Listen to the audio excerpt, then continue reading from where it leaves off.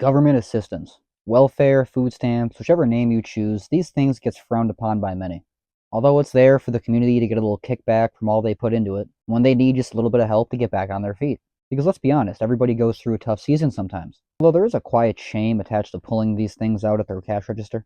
Well, today we're going to discuss government assistance a little bit, as well as how I actually did a little experiment myself regarding these matters, and we'll touch on that a little bit more towards the end of the video, so stick around for that. And if you personally feel like you relate to anything regarding the topic of government assistance or just the collapsing society, feel free to like, comment your thoughts, opinions below, and subscribe to see my daily uploads around here discussing topics just like this. And huge shout out to all the supporters on my channel, my Patreon supporters, my channel memberships, and everybody who just rocks the content. Now, let's begin.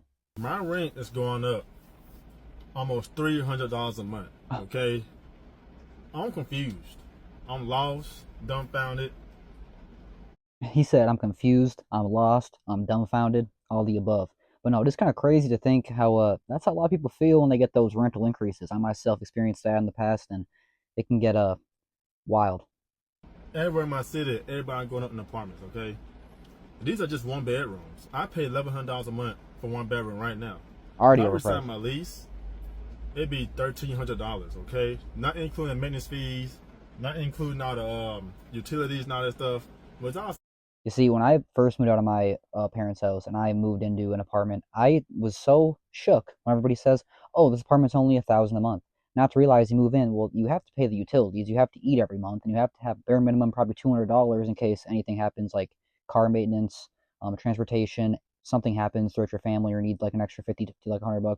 So you really need minimum like an extra $500 compared to what that move-in cost really is. Not to mention the down payment, first and last month's rent. It's a whole thing. And then you have to make 3 times the actual amount per month that you're paying. So really, it's almost impossible to actually get into a place these days. And the people that have places, they're getting pushed out of them financially as it is. and done, I'll be spending $1,700 to live there, okay? When all said and done. My thing is, what do these landlords think we're making out here? Okay? Good question. Everybody not making all that kind of money like this. I'm a truck driver. As you can see, I'm in the truck right now. Truck drivers don't get raises, okay? We don't get raises. I barely made enough to make 3 times the rent already. But now it's just going up. I don't know what's going to happen. I make $4 grand a month. I don't know. Well, I make that. He makes $4 grand a month. He can barely find a way to survive living by himself in a 1-bedroom apartment. I was making roughly $3 grand a month, and I could barely make it happen. And I was paying very similar to what he's paying with this increase now.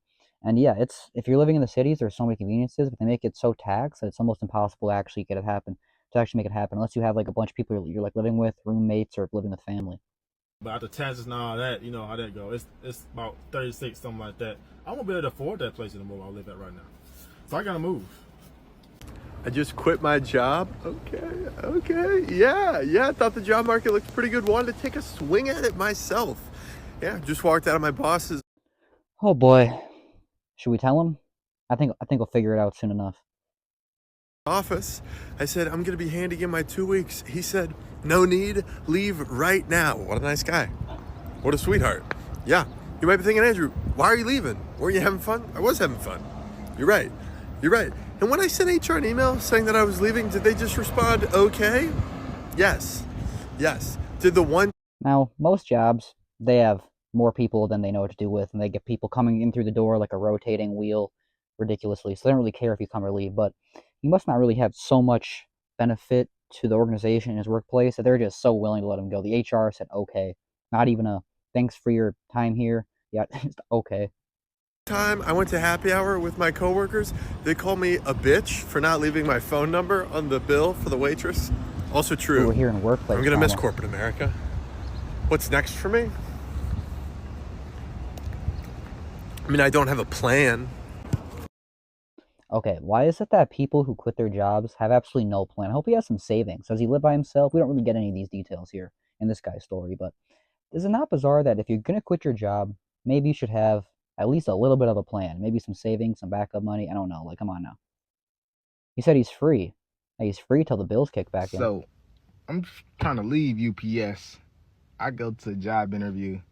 He talking like, he telling me the details. He like, yeah, y'all get paid $16 an hour, but with overtime, you get time and a half. That's 25 an hour. He's saying that like that's some big shit, and I'm just like, Yeah, he's smiling. He's some big shit. That's crazy how they do that to you. They said, you get paid shit wages, like wage slavery, but you can do overtime. You already don't have enough time for yourself. Do you want a little bit less? Because then you can actually get paid enough to survive. What a backward system. I done been spoiled by UPS. Like, bro, we making 22.50, big dog. Like in the warehouse. Like if I drive, we gonna double that. Like, you know what I'm saying? Double, I don't know about Like that. But 25 cool for time and a half, but like I'm making 22.50. I mean, he's already making 22.50. Honestly, switching over to that job that he was getting or that he's looking forward to doesn't even seem that much worth it. Like he's really trying to do overtime. Maybe he can do another job on the side. He can do that part time. I don't know if that's really what he's like a possibility for him, but I do see what he's saying. I mean, I don't know if getting double for being a driver maybe would be possible. Maybe getting like 10% to 25% more of an increase for his pay wage, but I don't know, man. We making $30 at time and a half at UPS. You know what I'm saying? So it's just like it done warped my mind low key. Like going back under $20 an hour just sound fucking crazy. I can't lie, but I don't think I got a choice. I gotta start from the fucking bottom. And I got something to say for all you grown-ups still living with your parents, man. Oh, sorry.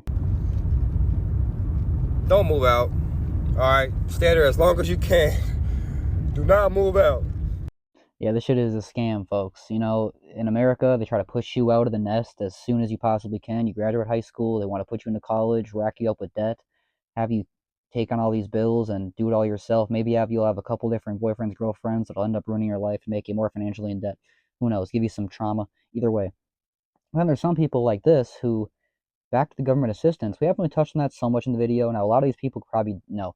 The reason why this video is somewhat based on government assistance because, one, we're going to touch on this letter here in a bit, but also I do want to kind of point out how this video right here, when government programs pay for first month's rent plus deposit and furniture. She got furniture out of this too. Look at this. I had to mute the video because they have copyrighted background music, but look at that. She has a whole plate. This seems like pretty decently nice furniture and a pretty decently wide open area. So it's kind of bizarre to think how a lot of these people in these videos, they're all struggling financially wise and they're all contributing to the system. They're all working for the man. They're doing the 9 to 5 wage slavery. They're running the wheel, the cycle, the rat race. And yet none of them even think about, hey, maybe I should get some food stamps. They're all like, how can I work harder? How can I get a job that pays more? What do I need to do to survive and get by? What am I selling? Am I selling my plasma? We touched on that in the last video. A lot of people are doing that these days. We'll probably touch on that in the future. I know people who have done that. I'm not a big fan of needles. That's one of my biggest fears, but a lot of people end up going that route. Now, that last girl got government assistance to pay for her entire new apartment. I actually did a test. I am making not too much money lately, and I do fit the requirements to possibly get approved for government assistance, whether that's they give you some cash per month or they give you food stamps, one or the other. Well, I applied because if you're in the state I'm living in, Minnesota, if you make less than $2,500 a month, you do qualify to at least apply for this. Now they can approve you or not approve you.